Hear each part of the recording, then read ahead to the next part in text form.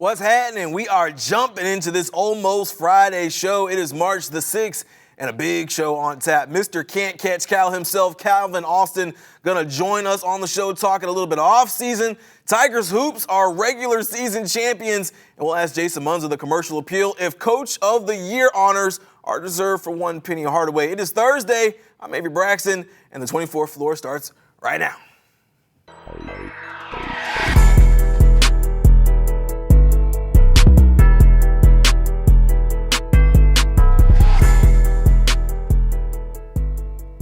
Joining me on the show, former Memphis Tiger, current Pittsburgh Steeler, Calvin Austin. Calvin, my guy, appreciate you hopping in with us, my man.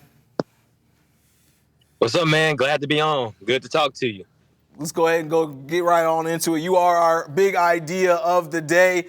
You have come back from another year with the Pittsburgh Steelers. What has it been like for you to just be home, be back in Memphis, hang out, talk to your folks, see your family, all that good kind of stuff?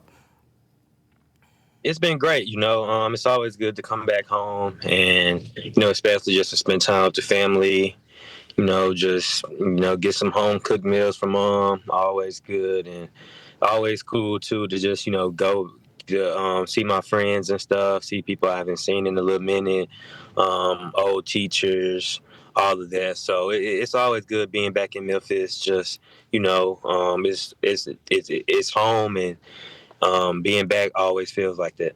And they certainly have kind of given you a bit of a homecoming. I've kind of seen you all over the place since you've been back. You've been in the Tigers facility. You hit the home game for the Tigers basketball team. I think I saw you at a couple of schools. Where actually have you been able to get to and hang out and hang around since you've been back?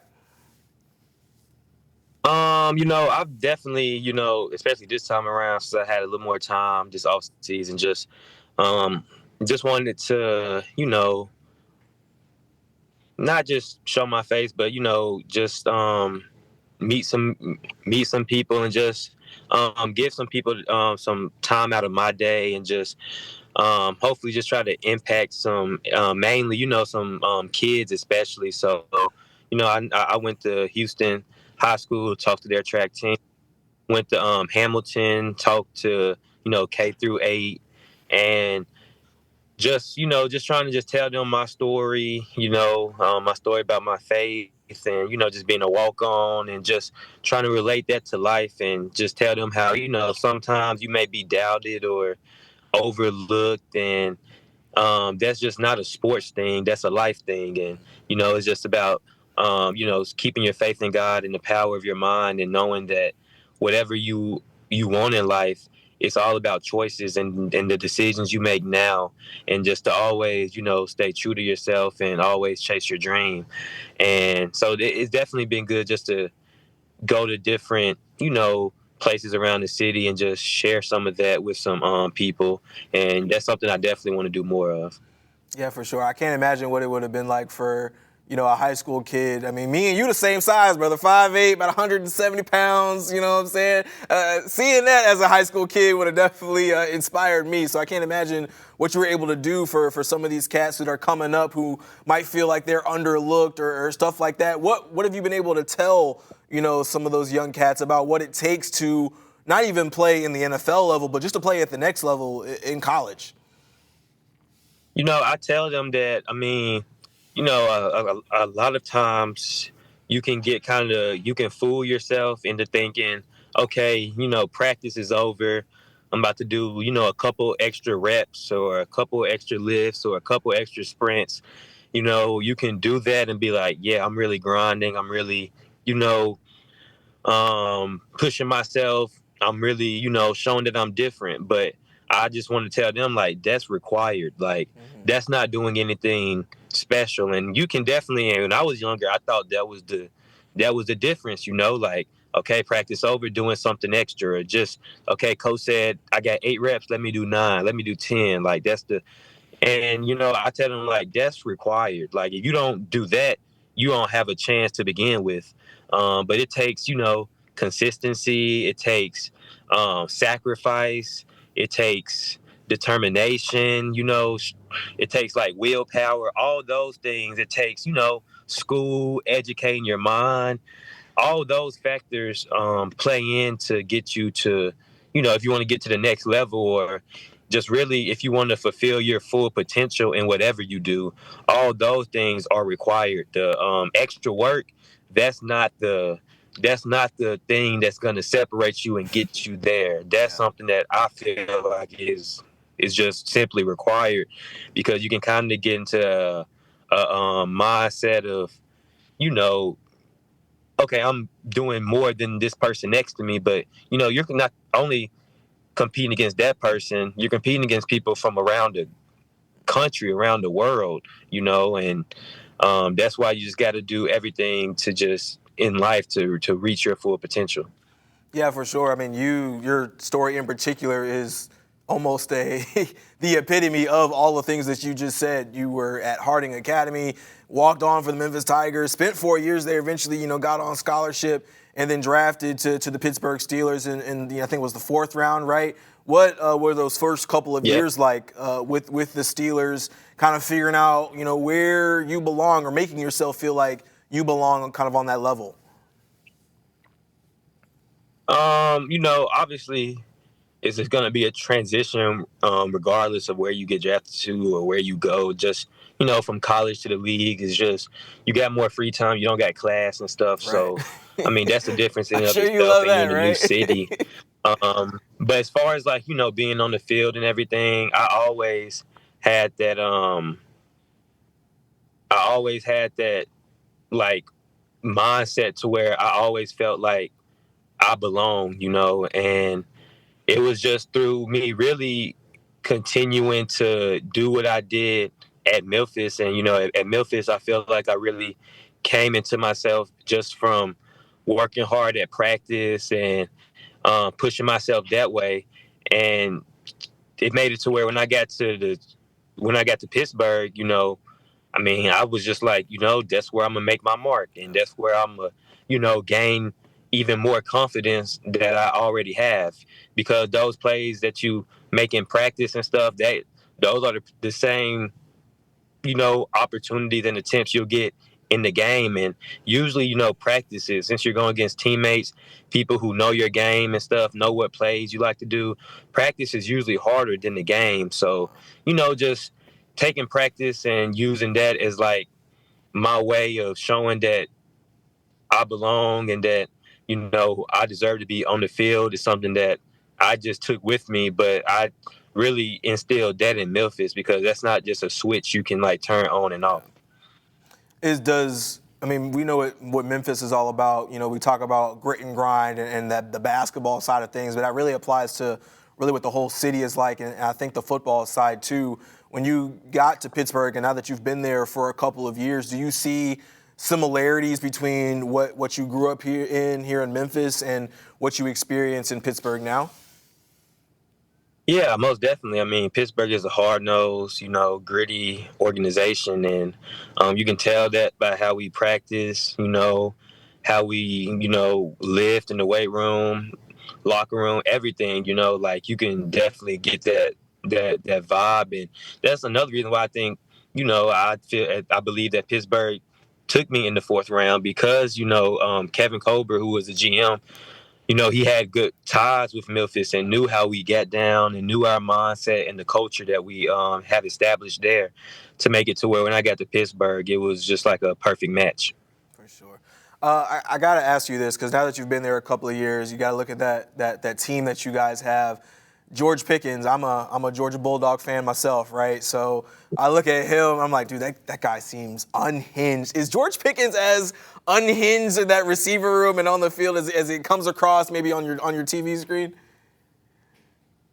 I mean, not for me, just because obviously throughout, a year, I'm seeing him 7 days a week, 7, 8 hours a day. So, I just see the normal George, obviously the media, I mean, especially with being a Pittsburgh Steeler, majority of the time, they're going to show majority of the bad, and Sure, so yeah. that's all you're going to see, and also at the end of the day, like everybody's human, so like, I mean, I know that I don't get treated in media the same way George does. I mean, I don't get some of the same questions he gets, none of that. So a lot of the stuff I feel like is, I mean, it's what comes with being a number one receiver. So, I mean, it's to be expected. But, George is just a great competitor. He's an insane athlete. And at the end of the day, he's just he's a part of my rookie class. So me and my rookie class, me and my guys, like he's just a friend, So he's definitely a guy that has crazy, athleticism, crazy potential, and a guy that I think is gonna be a superstar in this league. It seemed like a lot of the league kind of counted you guys out, kind of especially when the season started, and then kind of as you guys started maybe a little bit slower and kind of came on there towards the end. Another 10-win season, you make the playoffs again. What was that run like for you guys to kind of, I don't want to say turn the switch on, but kind of figure it out and get yourself to a point where you're like, all right, we're going to be in these playoffs, we're going to try and make some noise? It was good, but at the end of the day, like Coach Tomlin, like that's expected. Mm-hmm. So like we wasn't gonna applaud or be like, man, we're really gonna be in the playoffs, because at the end of the day, like that's the standard. Like I mean, the standard really isn't. We haven't met the standard. Like the standard isn't just making the playoffs. It's winning games in the playoffs. So. To know that we were going to make the playoffs, that wasn't no surprise. It would have been an extreme disappointment if we weren't in that position. And I would say that, I mean, we ended our year disappointingly, So we always have high expectations when you have the coach that we have, the defense that we have, the guys on offense that we have. We believe that we're capable of beating anybody. So with that mindset, I mean, anything short of a Super Bowl is almost a failure. So we definitely,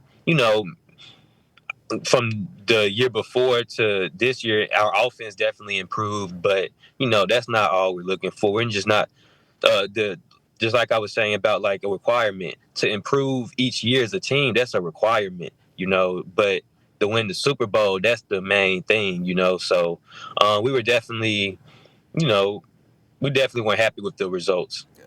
I mean, you talk about trying to put yourself in a position to win a Super Bowl. You guys made some changes last year. You bring in Arthur Smith, who was the head coach of my Atlanta Falcons at one point or another.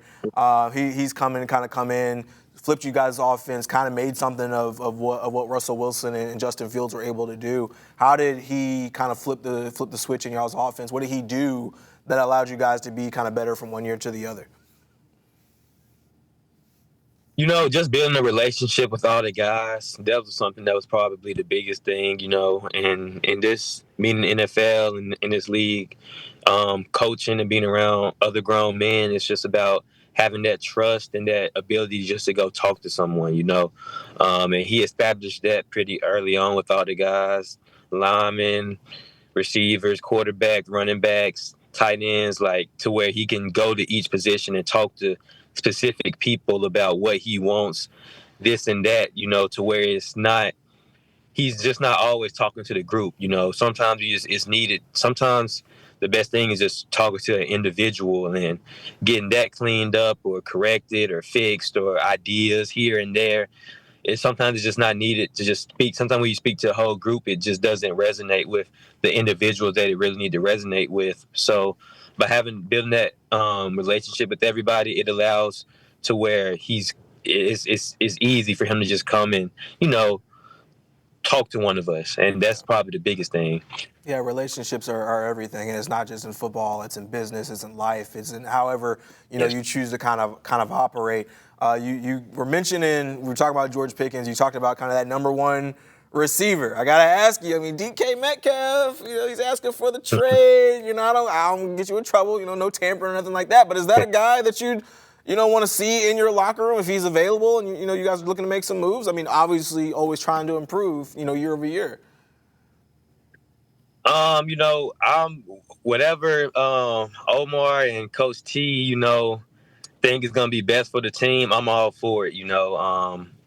In this league, it's a business. So I feel like if you ever get caught worrying about the next man or next person, then somebody may be knocking on your door. So whatever it is to help the team win, I know that we got the coaches and the organization that's going to make those moves. But, at the end of the day, it's up to me individually doing what I can do to improve myself in order to, help the team be the best team that we can be. Yeah, and you had a solid year, 548 yards, 4 touchdowns this past year, entering kind of the final year of your rookie deal. 1.1 mil due to you this year, but have you kind of talked to other NFL vets, guys around the league? Does it feel like there's more pressure in a contract year, or is it just like, hey, I'm just going to go out and do what I do, and where the chips kind of fall where they may? Yeah, it's definitely just let the chips fall where they may. Just because each year for me is since college, I put that pressure on myself. No money or any outside external influence is gonna motivate me more or less.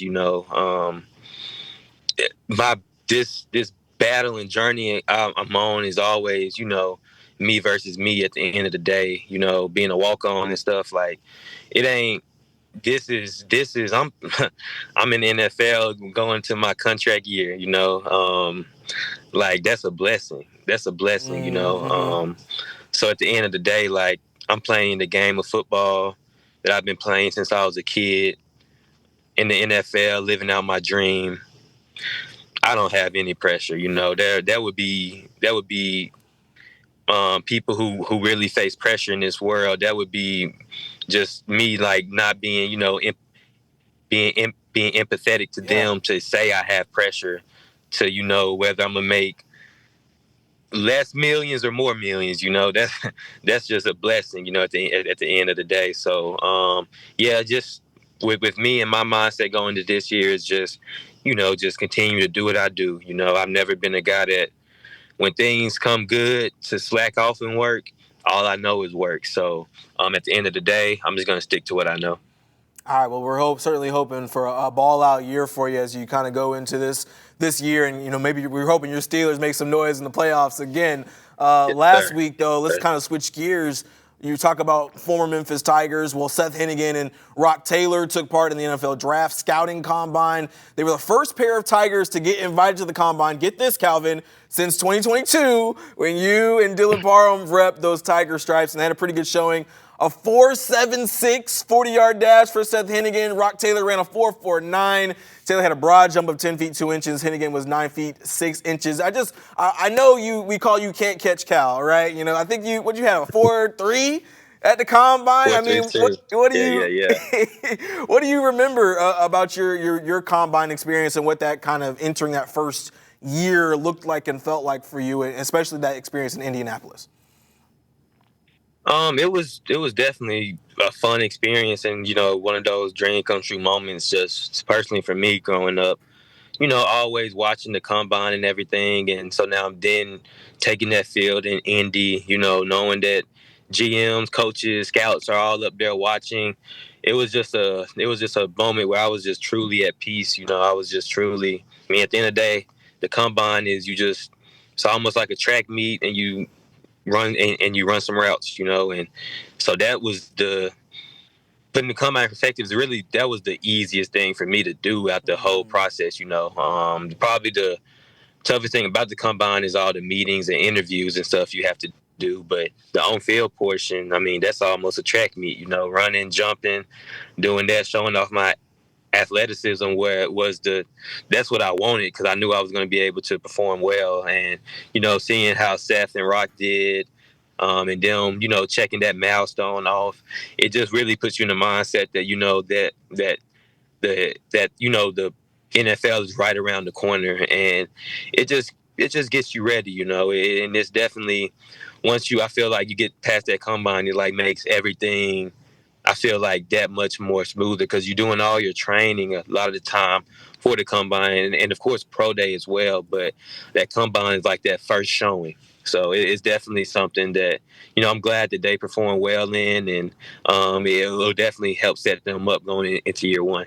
Were you able to catch up with either of them kind of before or after and just kind of get a feel for, or give them a feel for what to kind of expect, or just kind of catch up with them afterwards? Yeah, I haven't talked to them after. I talked to Seth before. He had just a couple weeks before, he had just asked me about the whole entire process and what to expect, any advice I give him. So, I obviously talked to him, sent him a little voice memo explaining stuff. And I told Rock, great job after the combine and everything.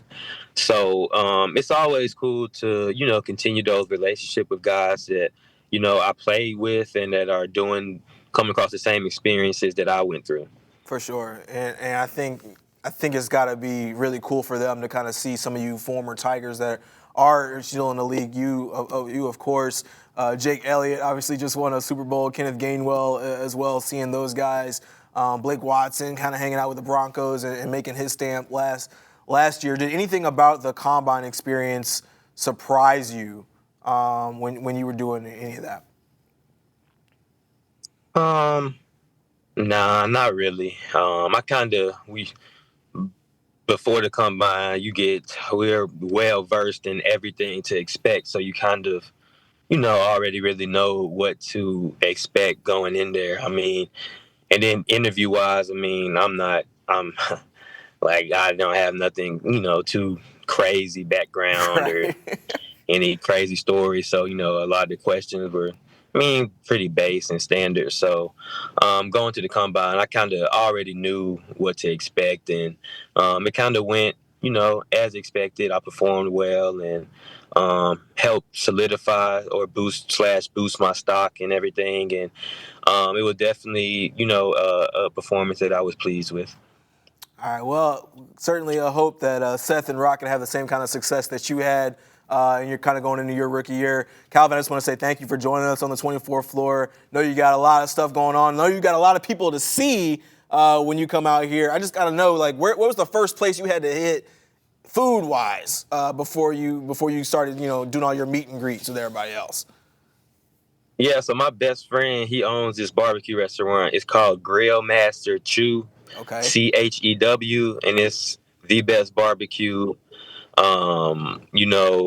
Smoked Alfredo, smoked broccoli, smoked turkey leg. It's the best barbecue and some of the best food in the city. So definitely went to Grill Master Chew, Wing Guru. Them was some of my first. Babalu as well. I like me some Babalu. So them was my three first stops that I had to hit. For sure. All right, well, sure you're going to go get some more of that good stuff. It was great chatting with you, man, and best of luck with the Steelers next year. Thank you, man. Great talking to you. Appreciate it. All right, we got to get a break, but more to come. Memphis Tigers, AAC champions, right now at least co-champs of the regular season. We're going to talk to Jason Munz of the Commercial Appeal. He was in the building this week to see it happen and see them make that accomplishment. He's going to join the show coming up on the other side of the break. The weather affects us every day, but some days are more impactful than others. In Memphis, we get it all. From heat waves, severe storms, snow, and ice. As a meteorologist, it's my job to keep you safe on those impactful days. Don't get caught off guard and know what to expect with ABC 24 Weather Impact Days. The 24 Plus app. Watch us live and continue with us on 24 Plus. And get extended coverage of weather and breaking news. The 24 Plus app. ABC 24 is making your voice heard. This city is filthy, it's crime infested, and somebody need to do something about it. Listening to your concerns. We could have such a great city if we really just put the time and energy into it and come up with solutions. And getting results for you. We appreciate 24 for coming out. Getting the issues taken care of. When you put it on ABC 24, somebody gonna listen. ABC 24, seeking solutions for you. I just love working on this morning show. We really are like one big family. Myself, Yvonne, Ruben. You're probably gonna like what you see and what you hear, and you're gonna leave being informed and having a little bit of fun at the same time. ABC 24 News this morning. It's lunchtime in America, so what are we serving up? Well, how about everything you need to know? You know, That sounds pretty good. Give it to me. Your health, your money, breaking news, pop culture, with the biggest stars, music, trends, and of course, good food. GMA 3, what you need to know. A third hour of GMA in the afternoon. So join us, afternoons. For everything you need to know. I love that. ABC 24's Let's Talk is bringing communities together, We need to do something to keep our community going. getting your voice heard and leading to change. We want to work with them, and we want to drive crime down in this city. ABC 24, seeking solutions for your neighborhood. I believe that we can go back to where Hickory Hill was the great place to live because we can all come together and work together to make it happen. Join ABC 24 for Let's Talk. Y'all hear us blow out the subwoofer? It's TV's biggest morning party, live with Kelly and Mark. Boom, boom. Big stars and big surprises. Plus, Are you rooting for me or against me? don't miss the fun on the #1 entertainment talk show. You think the other talk shows complain about us? They're like, it's too loud over there. Weekdays at 9 on ABC 24 Memphis.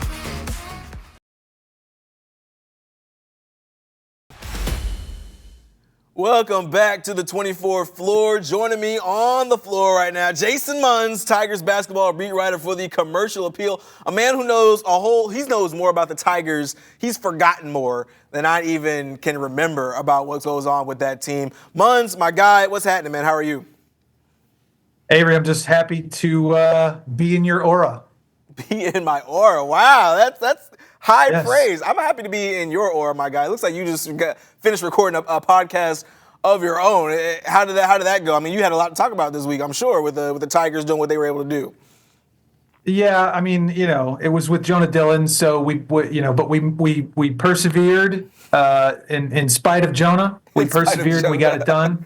Yeah, in spite of Jonah Dillon, we made it happen. No, I'm kidding. He's the best, and so it was great. It was. It's always fun to talk Tigers, and so I'm happy to continue doing so this morning. All right, so we got to get into what actually happened this week. Memphis able to clinch the AAC regular season title, or at least a share as of right now. They beat UTSA 75-70. A little scarier months than we thought was actually going to be the case, but able to get it done. Certainly something that Penny Hardaway said he wanted to achieve here in year 7 now of being in the AAC. 25-5 overall, 15-2 in league play. Dane Danger had 19 points, 8 rebounds, continue his great play. PJ Haggerty, 18.6 rebounds and 3 assists. And we got another double-digit game from Nicholas Jourdain. Got a chance to hear from Penny Hardaway after the game about what they wanted to achieve and what they were actually able to do. Take a listen here. Obviously, we wanted to, do better than what we did last year. We started off really good, really well, and then we got in the conference and then we faltered. So we started off really well in non-conference this year, but we really wanted to do really well in conference, and we've done that. So our goals were to win regular season conference, to win the conference championship next week, and then to make it to a Final Four. And those were our long-term goals. Our short-term goals at the time were just to get the culture good. And then the basketball was a long term. So, Munz, we know how difficult this has been for Penny Hardaway since he's kind of come on as head coach to have this particular goal of winning the AAC in the regular season. He's got a tournament championship he picked up with Kendrick Davis back in 23. But for him to accomplish this year, what do you make of what the Tigers have been able to do resume-wise and just conquering this AAC that seems to be a stumbling block for them year after year? Yeah, well, I mean, first of all, Penny deserves all the credit that he's been getting lately and all season long, really. He deserves all that credit. He will deserve it when he wins Coach of the Year next week. When those conference awards are announced, he will be completely deserving of getting that because of obviously of what they've done again, they've at least won a share of the conference championship, and they will probably win the thing outright here Friday night. So that's first and foremost. But I mean, I I have to think that it is even, all that stuff is great, and it's very satisfying, I'm sure, for him personally, professionally, all that stuff. But I can't help but feel like it has to be even sweeter for him, given everything that he's been through his first 6 seasons as Memphis coach. Because let's not forget, let's not lose sight of the fact that there has been quite a bit of tumultuousness that he's had to weather. A lot more than what a lot of coaches got to deal with, quite honestly, year to year. Yeah. And let's also not lose sight of the fact that some of it is he's at least partially responsible for. You know what I mean? Like there's some things that he could have done differently. He's even said it a few times this season that if he could go back and do some things differently, he would. So there's that, but I cannot begin to even put myself in his shoes for how it must feel to have gone through all of that stuff, and now he's here, and he is experiencing all of these things that he's been trying to, he's accomplishing all of these things that he's been trying to accomplish for a very long time. Yeah, he's made the NCAA tournament a couple times before. Those were, I'm sure, very, very big moments in his career and his life. He won the NIT championship. That was nice. He won the AAC tournament championship a couple years ago, beating number 1 Houston, the only coach in program history to beat a number 1 ranked team. That was ranked number 1 at the time they beat him.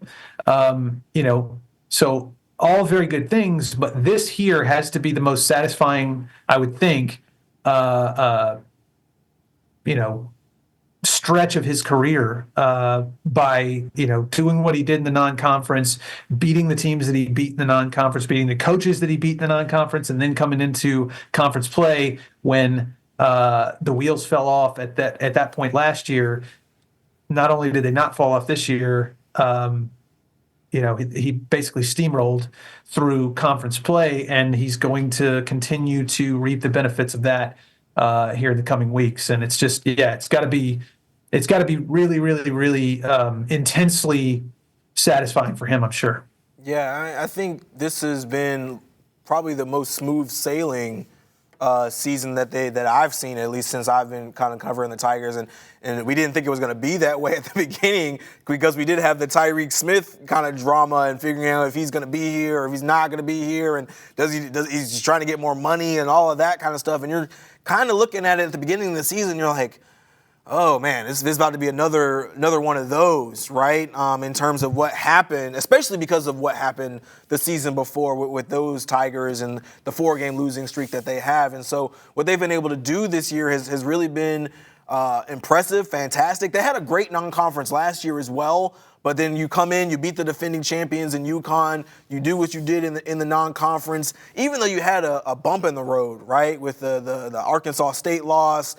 Mississippi State kind of punked you on your home floor. You come back, you insert Dane Danger into that starting lineup. I kind of feel like that's where the foot really hit the gas. Would you agree with that assessment? 100%. I mean, if you remember, the game that Dane was reinserted into the starting lineup was the first UAB game here at FedEx Forum. Yes. I mean, that was UAB was the preseason pick to win the conference. And that just so happens to be the game where Dane Danger got reinserted into the starting lineup and ignited this sort of stretch drive that Memphis has been on. There was, you mentioned hiccups. There was one at Temple that has turned out to be pretty, not great. Yeah. And then of course you had the overtime loss at Wichita State that came after after Dane got put back in the starting lineup. But no, for the most part, yeah, for sure. Dane's emergence has really been like the perfect thing at the perfect time for this team. Okay, so you said it. He's going to deserve to be Coach of the Year. I would argue putting a Dane Danger in the starting lineup is a Coach of the Year kind of move. When you guys spoke to him the other day, he kind of mentioned what it may feel like to be Coach of the Year if that does fall his way, and it looks like it does. Take a listen to what he had to say. Back in the day, it was Mick Cronin, it was Coach Kelvin Sampson, and then last year, even Amir, rest in peace. For him to do it, I was like, wow, he came in first year, got Coach of the Year, and then, his team won the regular season. So I took that as, took that personally, and wanted to achieve that as well as team things, and I'm very excited to even be mentioned, in that same breath. But also, everybody knows I'm a team guy, but there's also a little selfishness in there as well as a coach, because I know how hard I work. Okay, so you hear him kind of talk a little bit about himself, but not talk about himself. But, he looked up to these guys. I think when you think of Coach of the Year, it can be kind of twofold, right? It can be a team that maybe is not dominant but definitely overachieves. And then there's the teams that are just like, yo, we blew everybody out of the water. There really can't be a discussion. I would argue that Penny is kind of maybe in the middle. What would be your assessment of the Coach of the Year honors? And is there an argument for anybody else in the AAC as Coach of the Year this year? Oh, I think there's definitely an argument. You look at North Texas coach Ross Hodge.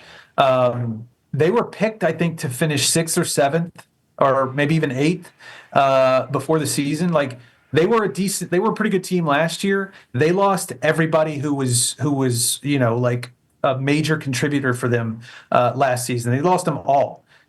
Jason Edwards went to Vanderbilt, and you see what Vanderbilt's doing this season.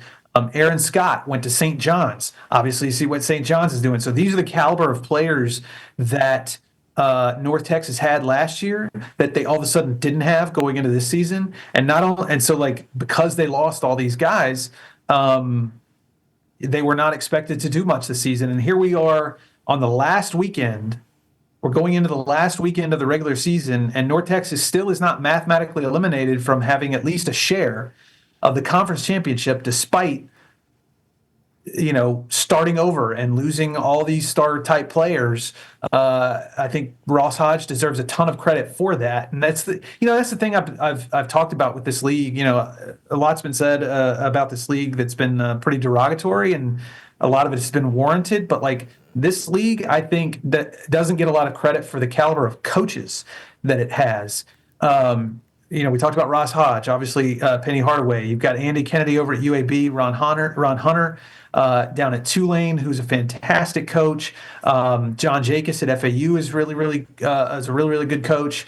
I'm going to be missing some. I know it. You got Adam Fisher at Temple, Paul Mills at Wichita. These are guys who, a lot of these guys are probably, have either been at a power in a power conference before, Andy Kennedy being one, or could eventually be in a power conference as a coach. So, I think there are cases to be made for others, but given what Penny Hardaway has done this season, he's dominated. The second place team right now, Memphis beat them, North Texas. The third place team, UAB, Andy Kennedy. Penny Hardaway in Memphis has beaten them twice. I think Tulane is next in the standings. Memphis beat them on their home floor, the only time they played each other this year. So, I think in terms of how we define, what criteria we put on Coach of the Year, you could argue it a couple of ways. The Ross Hodge example is one way you could argue it, but I think what sort of tilts the scale pretty significantly toward Penny Hardaway is, number one, they won the head-to-head matchup with that team in the regular season, and then number two, just the body of work that Penny has put together, Penny and Memphis has put together this season. I mean, it's just, to me, it's a no-brainer that he will win this award. And then, of course, on top of that, I think it's like 6 or maybe it's every year since the league has been in existence that the coach from the regular season champion has won the award. So, it's Penny's award this season, and I think he's more than deserving. 100%. And then, of course, we're talking about him potentially. He's in a finalist for the Naismith Coach of the Year as well, which is, a whole different can of worms when you're talking about all the great coaches across the country this year. Let's kind of switch gears just a little bit. They got to certainly take care of business on Friday, make sure they get the outright regular season championship. They go into the NCAA or the AAC tournament, rather. You're hoping they just take care of business there. Now we're talking about the NCAA tournament and potentially making noise on that level.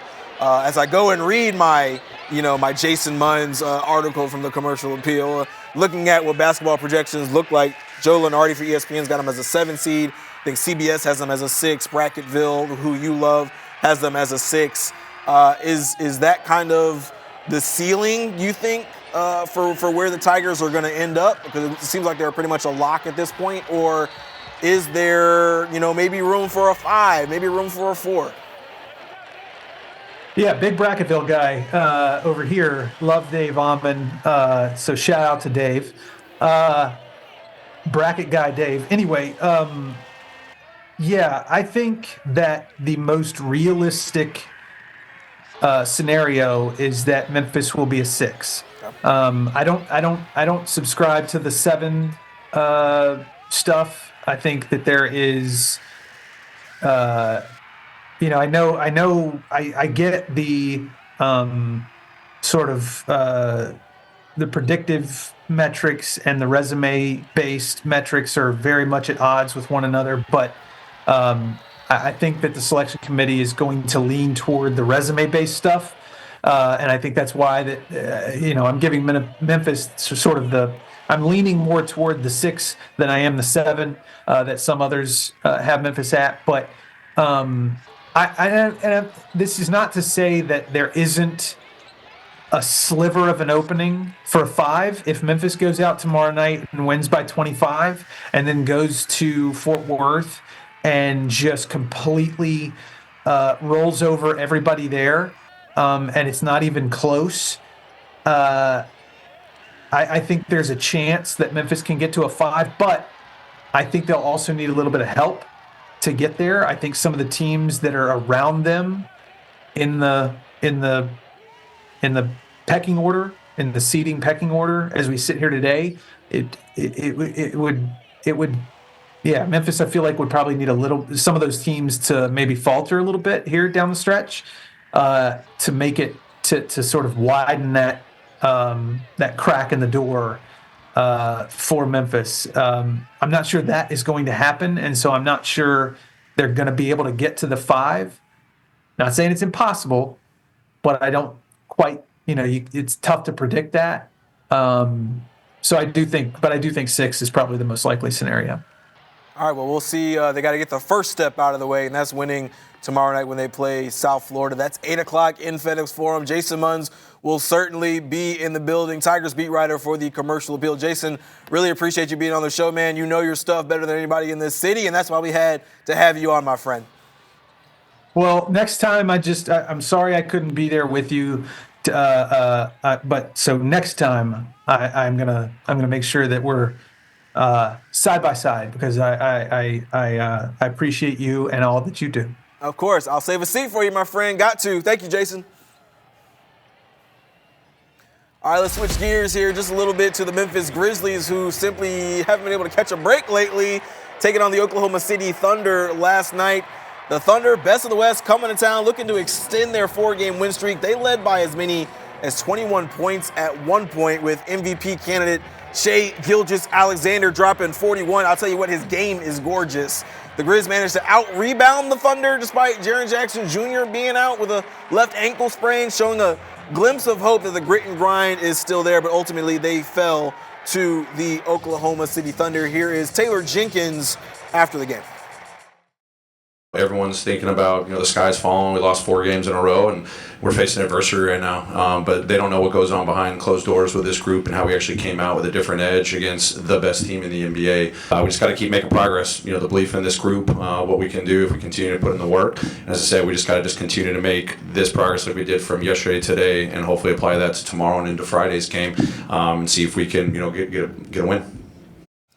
So this has kind of been a disappointing stretch for Memphis, where they had the 1-2 road game coming out, road stretch coming out of the All-Star break, and you're thinking, okay, they're coming back home. They've got a 5-game homestand, and when they get in this 5-game homestand, they're one of the best teams in the NBA at home this season, and you're hoping that they're able to get back on the right side of the ship. And that has been the last thing that has happened. You have 3 straight games where you lose basically at the buzzer, which I think somebody said like that hasn't even been done in the NBA before, which has got to be demoralizing.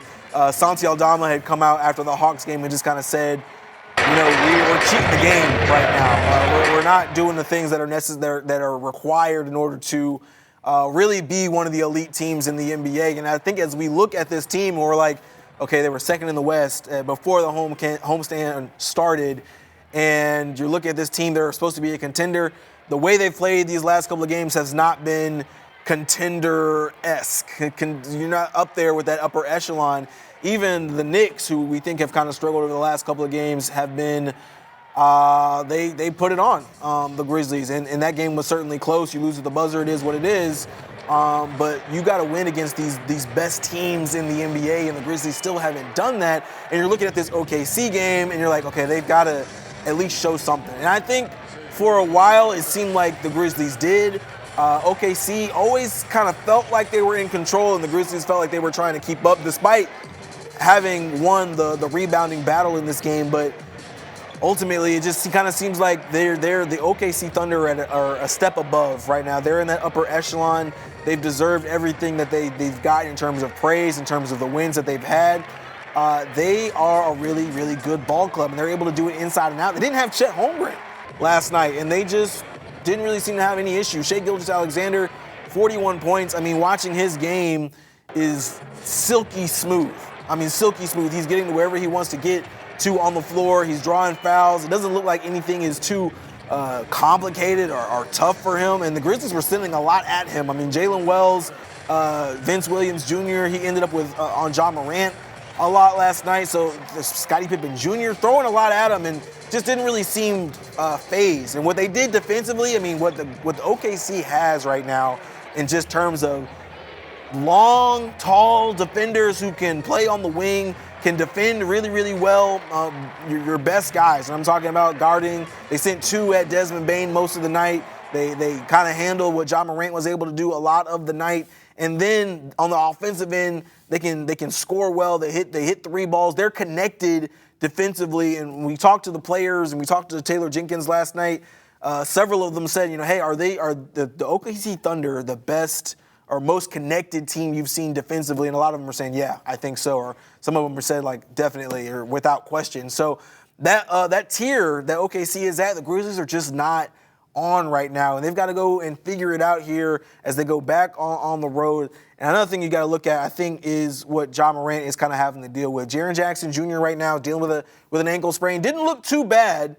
He was in street clothes last night, but wasn't in a boot. Looked very comfortable. Had him, ball handling and stuff like that. But when we talked to Ja Morant about if he was okay, and if he is kind of battling through some of that stuff with his shoulder that he's had to deal with throughout the season, he basically said if Jaren was in that game, well, he didn't say if Jaren was in that game, but he basically said, I shouldn't have played last night. You can take a listen. Yeah, I probably wouldn't have played, but I did. That you can put your own answer. Regardless of what I say, it's going to get summarized anyway on a little part. So Ja certainly frustrated with the way things have been going this year. And he's been through a lot on that shoulder, had surgery on it, then kind of had another little ping he was dealing with. And so he's kind of playing through a lot of stuff right now. And we're kind of getting into that season where everybody's dealing with something, right? Nobody is all the way healthy, but he's your star. He's got to be your superstar right now because we don't know how soon we'll get Jaren Jackson Jr. back, but it's certainly looking kind of scary for the Grizz, especially going through a 4-game losing streak at home. Is really demoralizing for a group and a character. And I think what Ja is going to have to do right now is really put the team on his back and kind of take the mantle in the way that he maybe did back in a 2021, a 2022, kind of before we saw this emergence from Jaren Jackson Jr. You're certainly hoping you get some help from a Desmond Bain last night, but the way OKC boxed him up, you really needed Ja to do more. He had 24 points last night, 6 assists in 31 minutes, 1 steal, still had 5 turnovers. Turnovers were a bit of a problem for the Grizzlies last night, as it has been kind of reared its ugly head. 15 last night, and I would say OKC, took advantage of that. It's going to be interesting to see how the Grizzlies handle Ja Morant going here down the stretch. Only about, I want to say 17, 18 games left here before we get into the playoffs, and you're hoping you can see the Grizzlies kind of make a push here and get back into the conversation for a 2 or 3 seed, because you don't want to end up on the same side of the bracket as an OKC Thunder, and that's certainly kind of where they've put themselves. I think they're back at 4th in the Western Conference. Look at the schedule really quick. They go on the road. They see the Mavericks, who are struggling. You should get a win there. You see the Pelicans, who are just not good this year, even though they do have Zion Williamson back. Should get a win back there. And then you get the Phoenix Suns back at home here on Sunday, March 10th. So some opportunities to kind of right the ship again, but the reality is we're not going to be impressed with what the Grizzlies do. If they go 3-0 in this stretch, we're going to say these are teams they should beat. And you're still wondering about, can they beat the elite in the NBA? Because right now, the Lakers are looking real scary with LeBron James and Luka Doncic. The Denver Nuggets have kind of figured something out. Once again, we know how good Nikola Jokic is in this league, and then you're looking at a 4-5 matchup with a Houston Rockets team that's beat you 3 times this year. So we'll see what the Grizzlies are able to do here. Coming up, next game is, again, tomorrow, 6:30. That's on the road in Dallas. Let's wrap this show up with the best thing I saw this week, and it actually happened last night. A whole lot of hotty-toddy and a lot less Rocky talk last night. Ole Miss hangs on to beat Tennessee 78-76 in Oxford. It's the first time the Rebels have beaten 2 top 5 teams in the same season. They also beat Alabama back on January 14th. Best part to me, it's senior night, my guy. It's the last home game for guys like Juju Murray, Sean Padula, Jamin Brakefield, and Matthew Morrell, who, of course, is from Memphis. What a way to go out. I'm certainly sure that's something they're going to remember for a long, long time as they remember being Ole Miss Rebels. That's all I got for you here on the 24th floor. Thanks to Calvin Austin of the Pittsburgh Steelers for joining the show. Thanks to Jason Munz of the Commercial Appeal for joining the show. We are back on Monday, but for now the work is done. And I will see you later. We're out.